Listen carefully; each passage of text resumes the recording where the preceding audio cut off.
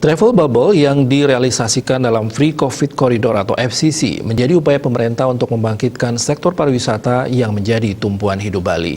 Tak dipungkiri, risiko yang dihadapi juga tidak sedikit.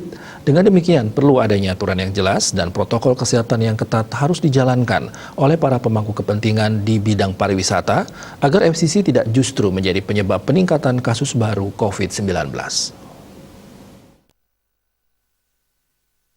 Salah satu hal paling utama yang harus diwaspadai adalah adanya kepastian bagi pelaku wisata sudah divaksinasi. Wisatawan mancanegara yang masuk juga harus mampu menunjukkan sertifikat vaksinasi dan surat keterangan bebas COVID-19. Jika selama di perjalanan mereka memiliki gejala tertentu dan meskipun statusnya negatif, maka mereka harus melakukan karantina selama seminggu di rumah sakit atau hotel yang telah ditunjuk oleh pihak tuan rumah. Hotel, restoran, dan daya tarik wisata dari negara-negara peserta yang akan dituju. Ketiga entitas tersebut harus mampu menunjukkan sertifikat CHSE yang masih berlaku dan tetap memperlakukan protokol kesehatan secara ketat. Dengan demikian, para pelaku bisnis pariwisata di atas harus melakukan sertifikasi secara berkala. Hal penting yang mesti disiapkan adalah terkait dengan daya tarik wisata yang perlu ditawarkan dalam program Travel Bubble. Karena dunia masih dalam suasana pandemi, maka tidak semua objek wisata dapat ditawarkan.